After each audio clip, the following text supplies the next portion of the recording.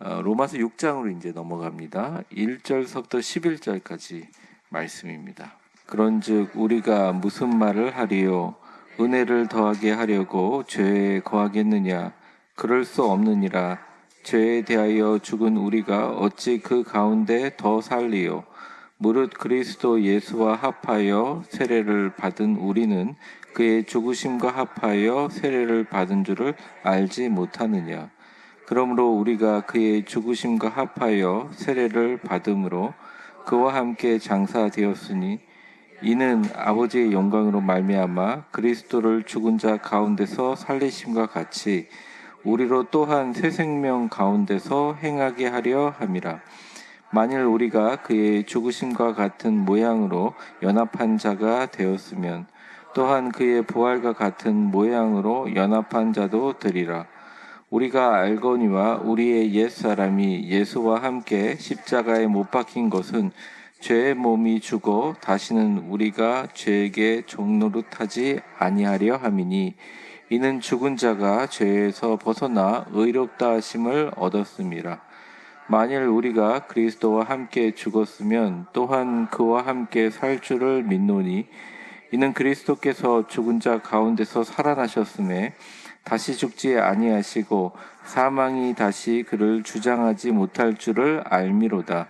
그가 죽으심은 죄에 대하여 단번에 죽으심으로 그가 살아계심은 하나님께 대하여 살아계심이 이와 같이 너희도 너희 자신을 죄에 대해서는 죽은 자요 그리스도 예수 안에서 하나님께 대하여는 살아있는 자로 여길지어다. 아멘. 오늘 1절서부터 11절까지 내용들이 길고 또 여러분들 교재에 있는 참고 구절들이 많기 때문에 사실은 지금 오늘 주어진 시간 기도회를 빼고 나서 그냥 성경 구절 읽다 다 끝날 수 있거든요. 그래서 적절하게 이 교재에 있는 내용과 또 내용들을 정리해서 여러분과 함께 나누려고 합니다.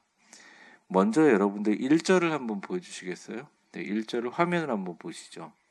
이렇게 나와 있습니다. 그런즉 우리가 무슨 말을 하리요? 은혜를 더하게 하려고 죄에 거하겠느냐? 이렇게 반문하고 있습니다. 되묻고 있습니다. 이 당시에 물론 이단 사상도 있었지만 당시에 이제 로마로 흩어진 기독교인들이 가지고 있는 가장 어떤 신앙에 잘못된 적용을 하고 있는 아주 안 좋은 그런 것들이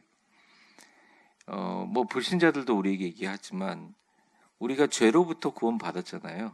네, 그리고 우리는 영원한 생명을 허락받았다는 겁니다. 그러니까 이 우리가 죽기 전까지 죄를 좀 짓더라도 죽기 전에 한번 주님께 용서해 주실 거죠?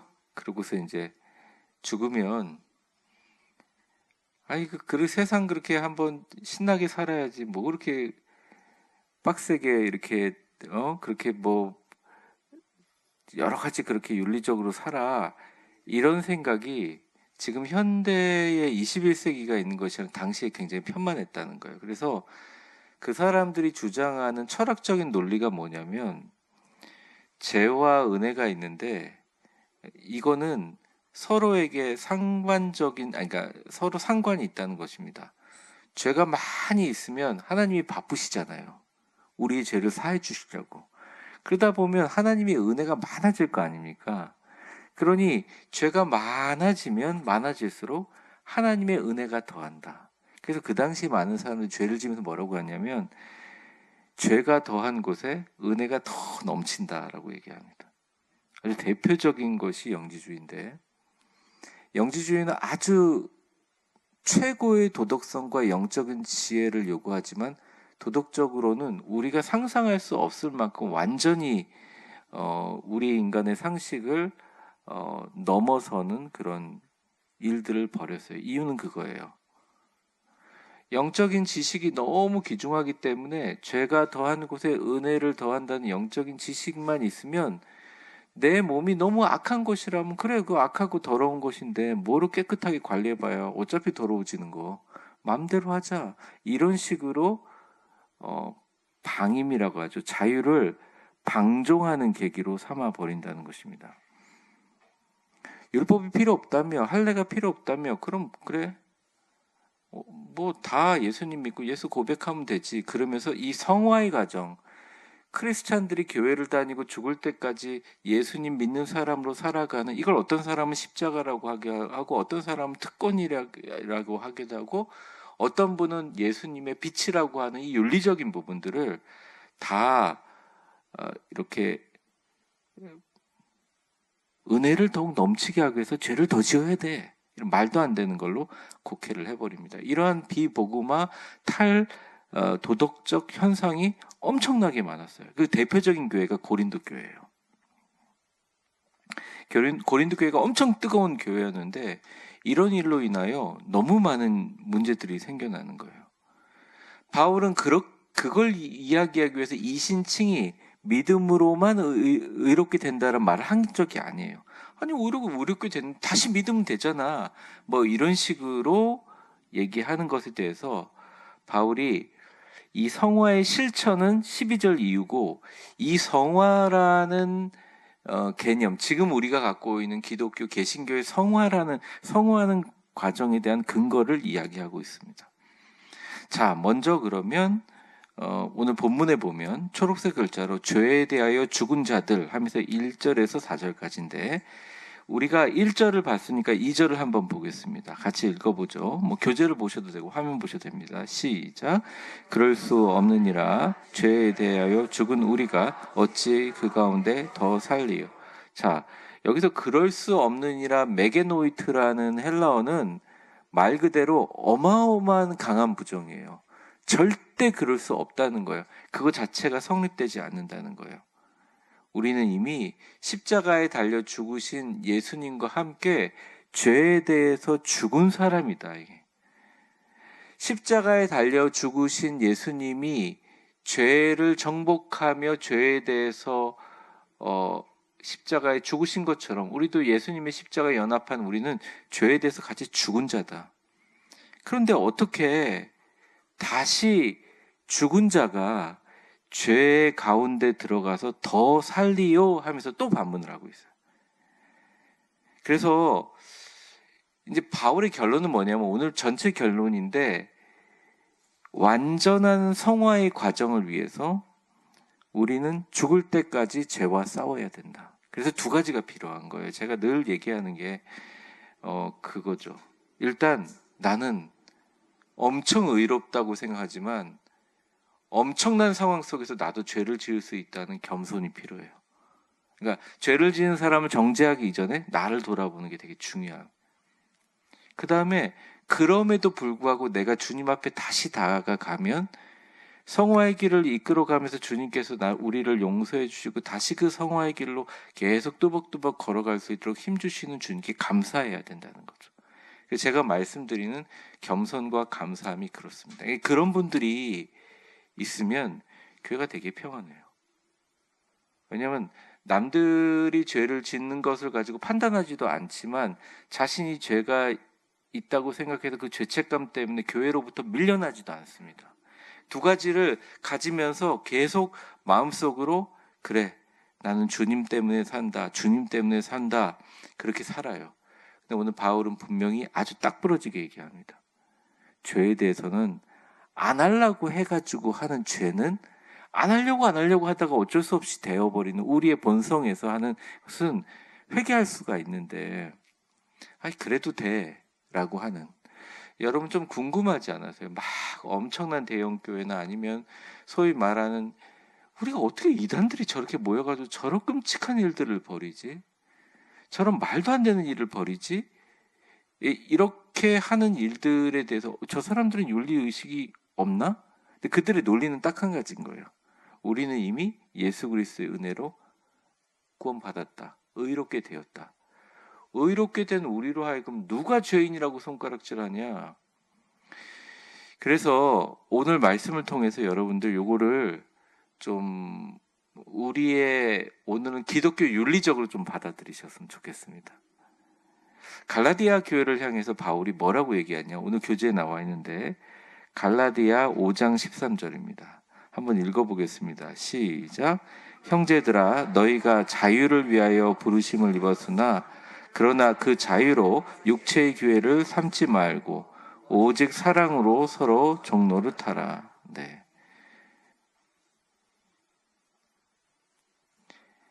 우리의 자유가 육체의 기회가 되고 죄의 도구가 되는 것이 아니라 사랑으로 종노릇해야 된다. 그래서 그 구절 교재 위에 보면 은혜와 오해에 대한 경고에 은혜가 많아지면 죄는 또 괜찮다라는 생각은 복음을 왜곡하는 것입니다. 바울은 구원받던 자는 죄의 지배 아래 살 수 없다고 단호히 말합니다. 이렇게 얘기했죠. 자, 그러면 다시 우리가 3절을 한번 보겠습니다. 3절 한번 보여줄 수 있어요? 같이 한번 읽겠습니다. 시작. 무릇 그리스도 예수와 합하여 세례를 받은 우리는 그의 죽으심과 합하여 세례를 받은 줄을 알지 못하느냐. 네, 여러분 잠깐 이 화면을 멈춰 놓으시면 여기서 조금 여러분들 설명할 부분이 있는 게, 지금 우리가 이제 목사님이 내가 성부와 성자와 성령의 이름으로 아무개에게 세례를 주노라 하는 세례도 세례지만, 이 세례는 여러분 어떻게 생각하시면 되냐면 예수님이 요단강에 가서 세례 요한에게 받은 그 세례를 생각해 보시면 됩니다. 그리고 이 세례 예식은요, 신약 시대만 있었던 게 아니에요. 구약에도 있었어요. 그래서 이 세례라는 게 말 그대로 우리가 세수라고 하잖아요. 세수가 뭡니까? 물로써 얼굴을 씻는 거잖아요. 세례라는 것은 씻는 예식이에요. 말 그대로. 그래서 이 세례를 지금 종교의 세례로 같이 연결은 되지만 여기서 세례는 죄를 씻는 세례를 받는 거죠. 근데 이 세례가 어떤 세례냐? 그냥 세례가 아니라 제가 이번 돌아오는 주일날 성령에 대해서 성령 세례에 대해서 말씀드리겠지만 무릇 예수님과 합하여 세례를 받는 성령 세례를 받는 사람들. 그래서 여러분 예수님으로 인해 성령 충만함을 입고 믿음을 가진 사람들에게 예를 들어서 내가 죄악된 일을 한번 할 때 죄책감도 생기지 않고 더 악해지고 만약 그런다면 예수님이 나에게 합하여 세례를 준 부분에 대해서 우리는 영적으로 죽어가고 있다는 것을 알아야 됩니다. 오히려 조금 어떤 분들은 막 이걸 스트레스로 생각하기도 하고 막 힘들기도 하는 그럴 수 있죠. 근데 조금 마음의 찔림을 가져야 되는 게 맞아요. 아니 많이 찔리는 사람도 있어. 제가 이게 우리 교회에는 해당되는 일이 아님을 분명하게 밝힙니다. 제가 목회하면서 우리 아름다운 가정들을 많이 보기도 하지만 이 가정이 깨지는 많은 문제 가운데 이 거룩성의 문제 때문에 가정이 깨지는 걸 정말 많이 봤거든요. 근데 예를 들어서 그 장본인이 솔직하게 목회자한테 와서 진실하게 회개하면 어떻게든지 간에 정말 기도가 되고 도와드리고 회복되기 위해서 최선을 다하고 결국 굉장히 아무렇지도 않게 회복되는 걸 많이 보는데, 아니 내 친구들도 그렇고 내 일반 사람들 다 온 국민들이 그러고 앉아있는데 내가 기독교인이라고 아니 그거는 회개하면 되는 거 아니야? 이런 식으로 관점을 갖고 성화의 과정에 대해서 되게 뭐라고 합니까? 굉장히 이거를 가볍게 여기는 사람들은 가정의 이게 회복이 안 되더라고요. 이 죄에 대해서 죽었다는 의미가 뭐냐? 근본적으로 관계가 단절됐다는 거예요. 시편에 보면 아예 죄인의 길에 서지 말고 가지 말고 앉지 말고 그냥 아예 그것으로부터 떠나라는 거죠. 우리 청소년들 가운데 예전에 제가 청소년부를 할 때 청소년들 등이 음란물에 되게 어떻게 보면 중독이 돼가지고 도대체 그걸 빠져나오지를 못하는 거예요. 지금 아이들은 술, 담배, 마약 이런 것도 있지만 제일 좋은 방법이 뭐냐면 아예 그것을 킬 수 있는 모든 상황으로부터 차단시키는 거예요. 그게 힘든 것이지만 노력을 하는 거죠.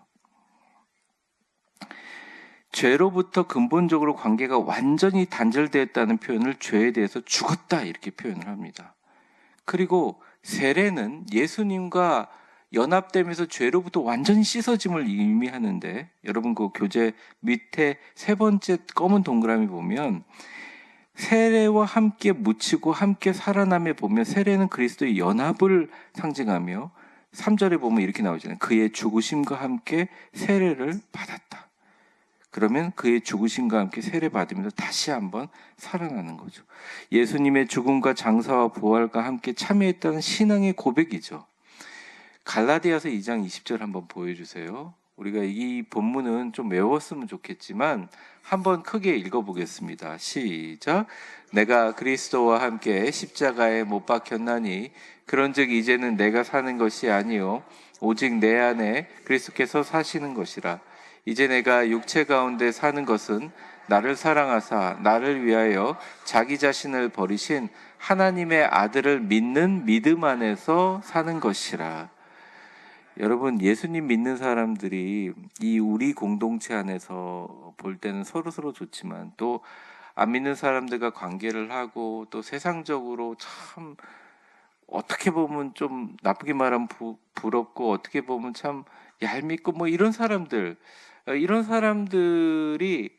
참 뭐 모여서 뭐 하는 거냐, 그 시간에 너희들 자기 개발하고 시간 가지고 놀러 다니고 야 인생은 짧어 뭐 이렇게 얘기할 때 교회 와가지고 뭐 토요일 날 와서 청소를 한다든지 또 교회 와서 그렇게 세상에서 떵떵거리는 사지만 여기 와서는 겸손한 마음을 가지고 정말 성도들의 작은 아픔까지도 마음 아파하면서 기도하는 이 모습이 이게 좀스러운 거 아니냐 이렇게 얘기하는 사람 되게 많거든요. 근데 그 2장 20절을 다시 보여주세요. 사실은 우리가 그냥 사는 것 같아도 내 안에 예수님이 사신다라고 생각하면서 살아야 된다는 거예요. 물론 제가 목회자로서 그렇게 말할 수 있습니다. 목사님, 우리는 목사님 같지도 않고 뭐 예수님 같지도 않은 게 그런 기준을 요구하면 우리 참 힘들고 피곤합니다. 그렇게 얘기하시는 분들도 있어요. 맞아요. 그리고 저도 엄청 그 부분에서 배려하려고 합니다. 그런데 변하지 않는 사실은 우리가 천국 갈 때까지 예수님 모신 사람으로서 내 안에 있는 죄에 대해서 끊임없이 싸우며 그 싸우는 가장 좋은 방법은 죄에 대해서 죽어버리는 거예요. 이런 분들 계시거든요. 성질나서 못 견디겠다고. 제가 조금 젊었을 때 목회자 때 성격 막 내고 막 그러고 이제 제가 우리 교회 가서 많이 순해지 아직 순해주지 않았나 모르겠는데 순해질 수밖에 없죠. 어떻게 해요? 기도하고 참고 계속 기도하고 사랑하고 그게 정답인데 근데 남들이 볼 때 뭐 이렇게 방법을 그렇게 하냐 아유 다른 방법을 할 수 있지 않냐. 근데 제가 느낀 게 뭐냐면 그냥 죽는 방법밖에 없어요. 다른 많은 방법을 해봤는데 안 돼요. 복수 안 됩니다. 자기가 죽어요. 미워하다가 자기가 몸도 아프고 죽어버려요.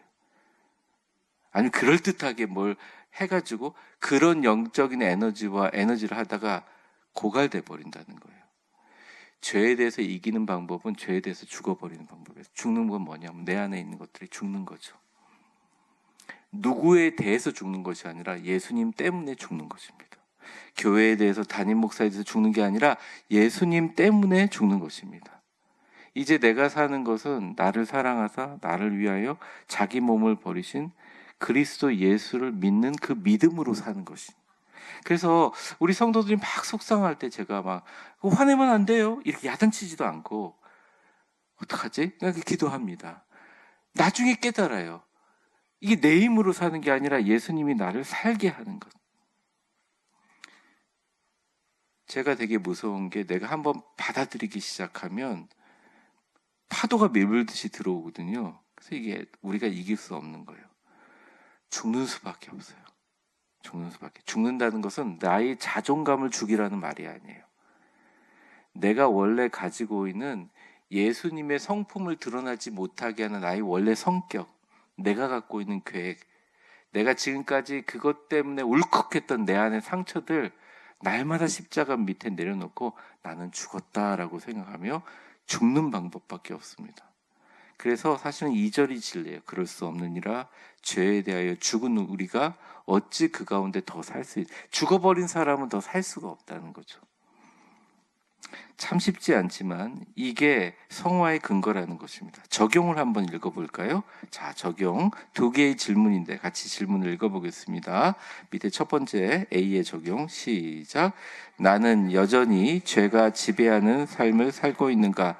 아니면 죄에 대하여 죽은 자로 살아가고 있는가? 예, 첫 번째 질문을 일단 보면 여러분, 저는 이렇게 기본적인 기독교인들의 해야 될 양심이나 이런 부분에 대해서 기준이 있지만 특정한 뭔가를 얘기하는 건 아닙니다. 그런데 여러분이 생각했을 때 내가 사업을 하면서 내가 이거 도저히 기독교인으로서는 이건 할 수 없는 일이다라고 생각할 때 그 일에 대해서 막 고민하고 생각하고 고통스럽게 토론하고 또 전하고 상담하고 성경 본다고 해서 잘 해결되지가 않아요. 왜 그러냐면 우리 안에 있는 한계 때문에 그렇습니다.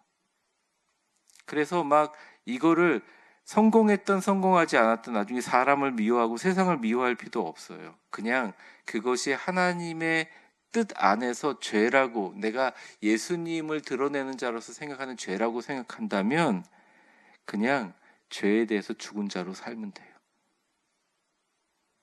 툭툭툭 건드려요. 근데 반응이 없어요. 왜? 죽어버렸기 때문에 그렇습니다. 두 번째 질문 한번 읽어볼까요? 시작. 죄를 용납하는 자유가 아니라 죄로부터 해방된 은혜의 자유를 누리고 있는가? 네. 이거는 극복해 분들만 느낄 수 있고, 우리 안의 환경 가운데 우리도 어떤 상황들이 다가올지 모르니까 늘 깨어서 이러한 죄로부터 해방된 은혜의 자유로 승리하시기를 주의 이름으로 축원합니다. 자, 그러면 여기서 이제 우리가 궁금증이 뭐냐면 우리가 죄에 대해서 죽기만 하느냐, 우리가 정말 살아있고 죄를 극복할 수 있는 원동력은 어디 있느냐? 그것은 바로 예수님과 함께 부활한 새 생명이라는 거예요. 보시면 B번에 보면 부활한 새 생명이라고 나와 있습니다. 먼저 5절을 한번 같이 읽어보겠습니다. 시작. 만일 우리가 그의 죽으심과 같은 모양으로 연합한 자가 되었으면 또한 그의 부활과 같은 모양으로 연합한 자도 되리라. 일단 동그라미 거기 검은 글씨로 된 우리가 그의 죽으심과 같은 모양으로 연합된, 근데 거기에 조금 더 진한 동그라미를 모양이라는 데를 한번 동그라미 쳐보세요. 예수님의 모양을 갖는다는 것은 우리 많은 분들이 이제 예수님 닮은 삶은 뭡니까? 목사님께 물어보잖아요. 뭡니까? 이렇게 물어보면 우리가 그토록 싫어가고 우리가 그토록 어떻게 보면 저주하고 미워하기도 했던 예전에 옛사람 때 십자가입니다. 죽으심과 같은 모양으로 연합됐다는 거예요. 교회에 우리 여기 직분자분들이 많으신데 직분자 하다 보면 쉽지 않아요. 예. 우리 교인들이 개성이 다 강하거든요. 그리고 우리 교인들이 다 너무너무 명석하세요. 사실은 우리 교회를 이끌어 나가기가 쉽지 않습니다. 근데 우리 교인분들은 너무 감사한 게 말씀에 대해서 명확하게 잘 듣고 그 말씀을 잘 들을 수 있는 귀가 있어요. 그리고 잘 소화를 시켜요. 굉장히 저도 말씀을 전하는데 너무 놀라워요. 때때로 중직자로서 일을 감당하다 보면 짐이 무거울 때가 많아요. 왜냐하면 이거는 꼭 이렇게 하면 될 것 같은데 안 된다는 말이죠. 그때 해답을 찾지 못하고 막 지치고 힘들고 그러신 분은 없겠지만 심지어 시험까지 당하시는 분들도 다른 교회에 있다는 말입니다. 근데 이때 가장 중요한 것은 우리가 그때 순간 알아야 된다는 거죠. 우리는 죽으심과 같은 모양으로 연합됐다는 거예요. 근데 이 연합됐다는 헬라어 단어가 참 재밌는 게 그냥 커넥트 됐다는 말보다 이게 주로 줄기나 줄기를 접붙임해서 이렇게 그 줄기가 새순이 돋을 때 같이 붙어가지고 자라는 것 같은 그런 식물에 쓰는 단어들이에요. 그래서 이게 심포토스, 그러니까 여러분 심포니 그럴 때 심파티, 이것도 이런 모든 영어의 단어에 심포라는 것 자체가 이 포토라는 것 자체가 움직이다, 쓰임이 같은 말이에요. 이게 결합됐다는 말인데 이게 뭐냐면 예수님하고 떨어진 상태에서 연합하는 게 아니라 원래 붙어 있는데 계속 매년마다 새로운 가지가 자라나야 될 거 아니에요. 그러니까 우리가 다 옛가지 쓸데없는 가지가 죽고 다시 봄에 새로운 가지가 자랄 때 그냥 네 가지만 자라는 것 같지만 예수님이라는 그 나무 안에 있는 예수님의 존재와 함께 묶여져서 계속 자라고 있다는 거예요. 그래서 어떤 분들이 막 너무 교회가 힘들다 그러면서 뭐 다른 교회를 가볼까 떠나기도 하고, 어떤 분들은 막 교인들한테 상처받았다 그렇게도 하시는데, 사실은 그런 마음을 느끼는 게 인간으로서 당연합니다. 하지만 우리가 기억해야 될 것은 뭐냐면 예수님의 은혜로, 예수 그리스도의 축복으로 우리는 같이 자라나고, 괜찮아요. 두세요. 같이 자라나고 결합된 것입니다. 그냥 자라는 게 아니라 같이 자라는 거예요. 그래서 여러분, 어느 교인들이 상처받으면 영향을 받지만 여러분이 가서 그분을 위해서 기도해주고 그분을 위해서 간구해주고 그분을 안아주잖아요. 그러면 안아주면서 여러분이 같이 자라요. 참 신기해요. 그래서 이게 심포토스가 같이 자라나고 결합된 것입니다. 근데 그 가운데 누가 계시냐? 예수님도 같이 계시다는 거예요. 예수님을 단순히 따르는 것이 아니라 그분 안에 함께 묶여진 존재로 살아가는 것. 그래서 우리가 죄로부터 탁 털어버리고 세상 즐거움 다 버리고 나는 막 너무 쌍막하게 살 것 같은데 생각보다 그렇지 않습니다. 예수님과 연합해서 살면서 그런 성화의 과정을 가면서 느끼는 기쁨들과 평안은 세상이 주지 못하는 평안들이에요. 그래서 여러분 교인들하고 잘 지내십시오. 좀 안 맞아도 잘 지내려고 노력하시고 좋은 가지가 되어서, 개성이 강한 것도 좋지만 우리 교인들 좀 잘 지낼 필요가 있어요. 그래야 교회가 커요, 사실은. 그리고 우리 안에 있는 가장 이 쓴뿌리와 아픈 뿌리들이 이렇게 있는데, 어쨌든 그것이 싹 제거되면 좋겠지만 그거 제거한다고 죽이다 보면 내 안에 있는 깊이 있는 뿌리까지도 도려내지거든요. 그 부분에 빨리빨리 채워지는 모든 과정들을 역사하는 것이 바로 성령님의 역사인데, 결단코 성령님의 충만함이 없으면 이 과정을 우리의 인간적인 지식으로, 지혜로 해가지고는 안 돼요. 신앙의 힘, 종교의 힘, 그동안 했던 조금 속된 말이지만 교회 다닌 짬밥 안 돼요. 그걸로 할 수가 없어요. 한계가 분명히 있다는 것입니다. 그래서 여러분 다음 주에 설교를 하겠지만 성령이 임한 것과 성령을 아는 것과 훌륭한 신앙인으로 사는 것과 성령을 그 위에 덧붙여 세례를 받는 건 완전히 다른 단계예요. 사랑하는 성도 여러분, 성령 충만하여 그 은혜 안에서 승리하시기를 주의 이름으로 축원합니다.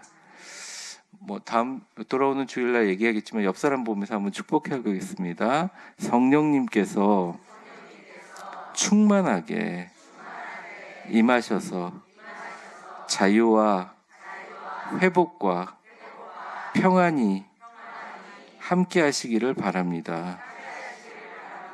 그러니까 이 신약 성서에 나오는 성령의 기적, 그런 것도 그런 거지만 현대에도 어떤 사람이 너무너무 마음속에 큰 상처 때문에 이게 몸에 병이 돼가지고 몸이 꼬부라지고 장기가 틀어진 것들이 진짜 성령님이 임하시면서 내가 그동안 내가 말로 설명할 수 없었고 내가 왜 이렇게 하는지 설명할 수 없었던 내 안에 있는 검은 많은 어두움과 그런 것들이 탁 완전히 싹 타버리든지 없어지는 경험을 하게 되면 몸의 형상이 바뀌고 그런 역사들이 일어나기도 돼요. 그러니까 그런 거는 굉장히 과학적이고 다양한 일들이 일어난다는 것입니다. 이게 어떻게 가능하냐? 예수님과 연합됐기 때문에. 근데 우리는 이렇게 생각해요. 우리가 죽으면 나중에 주님과 부활할 거다 이렇게 생각하지, 내가 지금 이미 부활하신 새 생명과 살아가고 있는 나도 주님과 함께 부활과 연합했다고 생각을 하지 않는다는 거예요. 우리는 주님과 함께 부활하심으로 연합했다는 것입니다. 6절을 한번 보여주세요. 그걸 어떻게 표현하느냐? 우리가 알거니와 우리의 옛사람이 예수와 함께 십자가에 못 박힌 것은 죄의 몸이 죽어 다시는 우리가 죄에게 종노릇하게 아니하려 함이니. 7절 보여주세요. 7절 같이 읽겠습니다. 시작. 이는 죽은 자가 죄에서 벗어나 의롭다 하심을 얻었다. 네, 이게 바로 부활과 같은 모양으로 연합된 거예요. 죽으심과 같은 모양으로도 십자가에 연합됐지만 부활과 같은 모양으로도 연합했다. 이 모양은 끊임없이 고정된 모양이 아니라 끊임없이 찌그러졌다 다시 펴지기도 하고 눌러졌다 다시 펴지기도 하고 하면서 이 모양들을 계속 형성해 가는 거예요. 주님이 우리를 다스리는 과정들이라는 거죠. 옛자가 십자가에 못 박혀 죽었더라도, 죄의 몸이 우리를 지배하거나 지시할 수 없다고 하더라도, 예전의 죄의 습관과 죄의 장소를부터 과감하게 끊어버리고 내가 결단하지 아니하면 언제든지 휩싸이고 흔들릴 수밖에 없는 죄의 몸을 가지고 있기 때문에 다시 한번 예수님 앞에 나와서 기도할 수밖에 없다는 거예요. 그러니 기도를 하는 사람들, 매일 기도하는 사람은 당연한 것들이죠. 7절에 죄에서 해방되었다는 것은 이 교재에 보면 이제는 의를 따라 살아갈 수 있는 자유를 얻었다는 것입니다.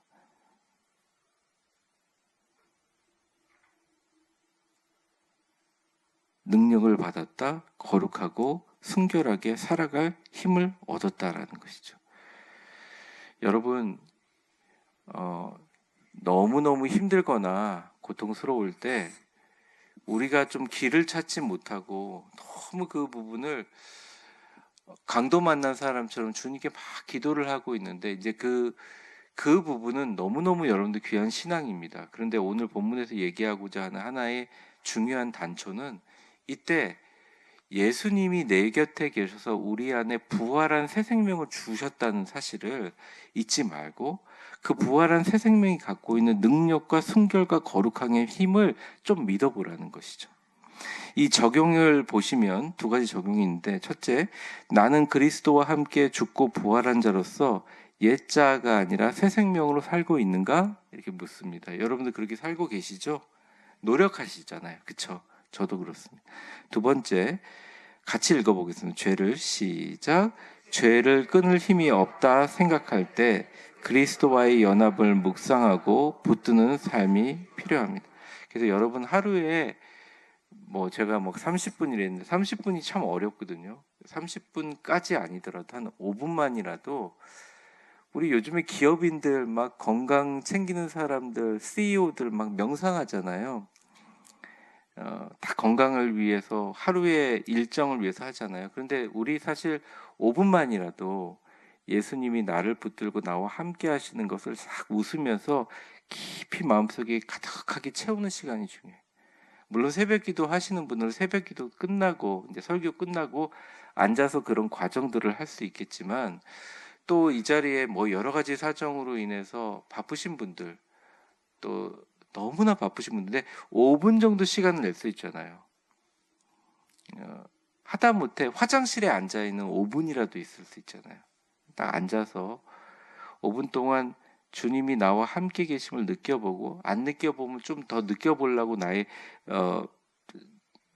주님이 나와 함께 하시고 붙드시고 연결되어 있는 것을 계속 느끼고, 또 주님이 침묵하시더라도 끊임없이 말을 걸어가면서 부활하신 예수님 나와 함께 계시지요? 라고 하는 깊은 동행이, 우리가 절대 죄로부터 이길 수 없다고 생각하지만 이길 수 있는 힘과 능력으로 새 생명으로 살아갈 수 있게 해주신다는 것입니다. 자, 마지막 10번 같이 한번 읽어보겠습니다. 시작. 하나님께 대하여 살아있는 자로 바로 11절로 가겠습니다. 우리 11절 같이 읽어보겠습니다. 시작. 이와 같이 너희도 너희 자신을 죄에 대하여는 죽은 자요 그리스도 예수 안에서 하나님께 대하여서는 살아있는 자로 여길지어다. 아멘. 제가 앞서 말한 것처럼 쉽지 않습니다. 그래서 죄가 우리에게 다가오고 세상의 관점들이 우리에게 다가와서 우리가 그리스도인 됨의 정체성을 흔든다면 싸우려고 하지 말고 죽어버리세요. 그냥.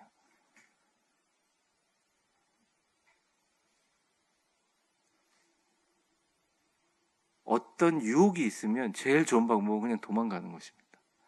유혹을 어떻게 해결하려고 하다 보면 유혹을 해결한답시고 그 틀 안에 갇힐, 그 프레임 안에 갇힐 수밖에 없어요. 대신 그리스도 예수 안에서는 진짜 살아있는 사람, 하나님께 대하여 살아있는 자로 자기를 여겨야 된다. 뭐 죽음이 두렵지 않다, 이거는 거짓말이죠. 저도 죽음이 두렵죠. 당연히. 우리 성도님들 아프시잖아요. 그럼 마음이 되게 많이 약해지십니다. 그리고 뭐 진단받고 오늘 제가 통화했지만 그러면 깜짝 놀라가지고 엄청 마음이 약해지세요. 누군들 안 그러겠습니까? 누군들 죽고 싶지 않잖아요. 죽음에 대해서 초연하라는 말이 아니에요. 다른 성경처럼 다른 그 영적인 다른 종교의 것처럼 뭐 초월하다, 뭐 초탈이라 그게 아니에요. 죽음이 오는 건 어쩔 수 없어요. 시간이 되면 주님께서 우리를 불러가실 거예요. 그런데 지금부터 우리는 완전히 다른 삶을 살아야 되는 게, 우리는 죽고 나서의 새 생명을 기대하는 것도 중요하지만, 그 뭐 죽고 나서 천국 가는 것도 중요하지만, 지금부터가 진짜 주님과 함께 부활한 자로 동행하며 살아가고 있는 거예요. 영원한 생명으로 살아가고 있다는 거예요. 오늘 교재에 보면 이렇게 나와 있습니다. 죽음 이후 다시 살아남 하고서 예수님은 다시는 죽지 않으시고 부활 이후에는 오직 예수님께서 살아가십니다. 9절과 10절 내용입니다. 이 부활 생명은 신자에게도 동일하게 주어진다. 저를 한번 따라해 볼게요. 그리스도와 함께 죽고 함께 산다. 네, 우리가 주님과 함께 매일 죽고 매일 살아간다. 그러면 이것에 대해서 표현한 오늘 파란 글자 여길지어다, 그리스도 예수 안에서 하나님께 대해 살아있는 자로 여길지어다, 이 단어가 제일 중요한데, 이 여길지어다가 어떤 뜻이냐? 바로 교재에 보면 그건 신앙의 태도이다. 자신을 하나님께 대하여 살아있는 자로 간주하라는 것입니다. 자기 자신을 뭐 정신승리라고 하기도 하고 체면 같은 것 같기도 하고, 나는 주님 안에서 살아 있었어. 뭐 저만 그런지 모르겠지만 때때로 막 절망적인 생각들이 들 때가 있잖아요. 보통 다 컨디션이 좋지 않거나 또 유전에 의해서 주기적으로 좀 우울한 마음이 들어올 수도 있고, 아니면 상황상 힘든 마음이 들어올 수가 있어요. 근데 그때 정신을 바짝 차리고 우리가 누구를 의식해야 되냐면, 예수님 은혜 안에서 티끈만큼이라도 내 안에 부정적인 생각이나 부정적인 마음들을 눌러버리세요. 이거는 누구를 부정하고 이런 게 아니라, 그냥 우리가 쉽게 하는 말들이 굉장히 많잖아요. 웃으면서 저거 안 될 것 같은데 어떡해 라고 누가 얘기했다 하더라도, 그게 이렇게 귀에 들어와도 그냥 차단해버리고, 그래? 하지만 예수 안에서 될 거야. 네, 끊임없이 내 안에 조그만 부정이라도, 그러니까 이게 부정이 나쁜 건 아니에요. 오죽 힘들면 그 마음을 이겨내려고 만드는 심리적인 기제가 부정이거든요.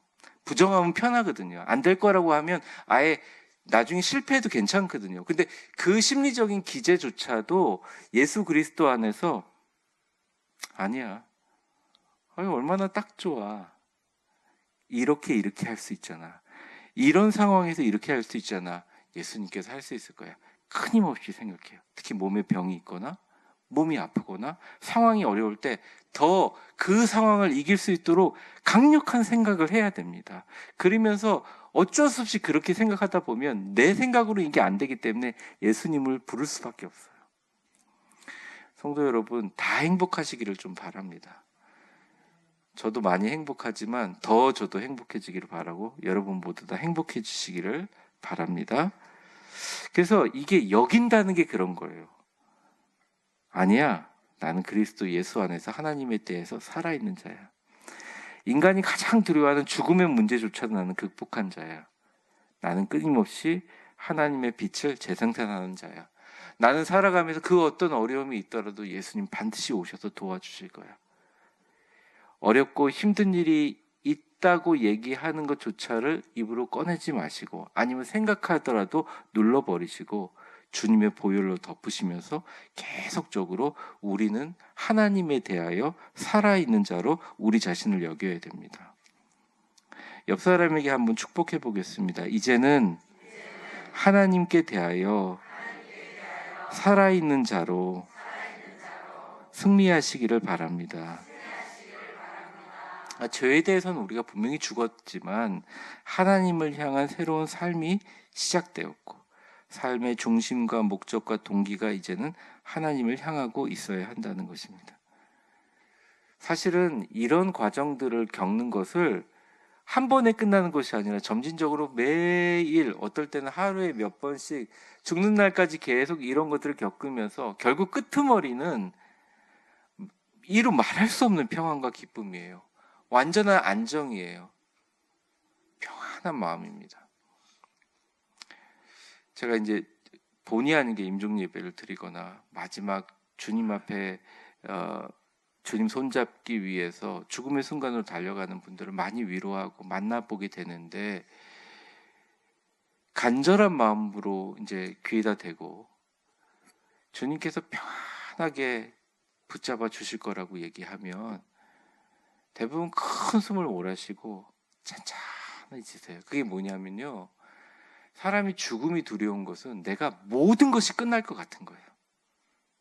컴컴한 어둠처럼 내가 지금까지 생각했던, 사랑했던 사람들, 내가 가지고 있었던 것들, 내가 뭐 추구하고 했던 이상들, 나의 슬픔, 아픔조차도 그것도 다 에너지고 그것도 다 소중한 나의 기억들인데 내가 싹 사라지고 이 우주의 어느 공간에도 나라는 존재가 없어질 것 같은 어마어마한 두려움이 몰려오거든요. 근데 그 두려움을 살아있는 사람도 느껴요. 우울증에 걸린 분들도 그런 두려움을 느껴요. 엄청난 두려움이거든요. 엄청난 스트레스 받은 사람들이 정말 그냥 부모한테 얘기하면 되는데, 누구한테 손벌려도 되는데 그걸 말하지 못하고 그런 엄청난, 진짜 칼로 찌르는 듯한 고통을 느껴요. 근데 예수 믿는 사람 하나 다른 게, 그때 정신을 바짝 차리고 그 모든 공격으로부터 예수님의 손을 덥석 잡습니다. 그리고 이 잡은 손을 놓지 않고 좀 유지하려고 매달려요. 막 울음이 터져 오르고 감정을 폭발하면서 매달리는 분들도 있지만 조용히 매달리는 분들이 있습니다. 그런데 그런 과정들이 참 힘들고 아픈 일이지만 가끔은 한 번씩 필요해서 우리의 영적인 찌꺼기들을 한번 순환해 줄 필요가 있는 게, 정작 신앙이 뭐냐? 바로 그거였던 거예요. 정작 우리가 가장 힘들었을 때 하나님께 눈물 터뜨리면서 콧물 막 흐르는 거 닦지 못하면서 울부짖었던 그게 고통스러운 기억이 아니라, 그게 진짜 우리 아버지 하나님이 너무너무 안타까운 마음으로 이렇게 안아주던 순간이었던 거예요. 너무 편하고, 너무 나는 다 안다고 생각하고 너무나 갇혀져 있다 보니 세상에 사는 사람들보다 조금은 윤리적인 사람으로 살다 보면 우리는 바른 신앙인이 될 수 없습니다. 새로운 우리는 하나님 안에 피조물이기 때문입니다. 오늘 고린도후서 5장 17절 교재 나와 있는데 마지막으로 한번 같이 읽어볼게요. 시작. 그런즉 누구든지 그리스도 안에 있으면 새로운 피조물이라. 이전 것은 지나갔으니 보라 새 것이 되었도다. 아멘. 예수 믿고 변한 거 하나도 없네, 사람들은 얘기할 수 있지만 변한 건 많습니다. 예수님 때문에, 신앙 때문에, 말씀 때문에. 여러분 음성 큐티 매일 들으시잖아요. 여기 있는 분은 다 매일 듣는 거 별거 아닌 것 같잖아요. 근데 여러분 계속 듣다가 혹시 다른 그러니까 뭐 제가 뭘 드러내려고 하는 게 아니라 그냥 다른 교회 목사님 설교나 아니면 이렇게 C3 팀이나 그런데 설교를 한번 들어보세요. 좀 다르긴 하겠지만 조금 다른 느낌이 들어요. 우리가 매일 뭔가 하는 것만큼 강력한 게 없어요. 근데 그보다 더 강력한 건 매 순간 우리가 뭔가를 하는 겁니다. 오늘 말씀의 결론을 한 문장으로 맺고 싶어요. 우리는 매 순간 뭔가를 해야 된다. 뭔가를 뭘 해야 되느냐? 우리는 죄가 오면 그냥 죽어버린 것처럼 반응하지 않는 사람이지만, 우리가 하나님이 우리에게 허락해 주시는 의를 생각하면 예수 안에서 영원히 살 것처럼 기뻐하고, 영원히 살 것처럼 감사하고, 영원히 살 것처럼 위대하고 놀라운 꿈을 꿔야 된다는 거죠. 그러시기를 주의 이름으로 축원합니다. 우리 같이 오늘 말씀 갖고 기도하겠습니다. 축복합니다. 이제는 우리 주 예수 그리스도의 은혜와 역사의 주관자가 되신 하나님 아버지의 사랑과 성령의 충만하심과 교통하심이, 주님, 참 많은 성도들이 씻을 수 없는 아픔과 오래된 절망과 마음속에 있는 쓴뿌리, 상처와 어둠으로 인해 힘들어하며, 우리가 죄악된 세상을 살아가며 때로는 포기하고 방임하며 살아갈 때가 있었지만, 오늘 바울의 말씀을 통하여 죄에 대해서 아예 죽고 하나님에 대해서는 살아있는 자로 자신을 여기고, 그렇게 된 줄 믿고 그리스도 안에서 새로운 피조물로 내 삶의 매 순간 영원을 꿈꾸고 전 세계뿐만 아니라 우주를 가슴에 품고 순간순간 힘들고 어려울 때마다 예수님 손 붙잡고 성령님께 상담받으며 하나님을 향하여 성화의 길을 가기로 다짐하는, 사랑하는 수요예배 나오신 모든 성도님들과 그분들의 가정들 위에 이제와 영원히 함께 계실 것을 간절히 축원하옵나이다. 아멘.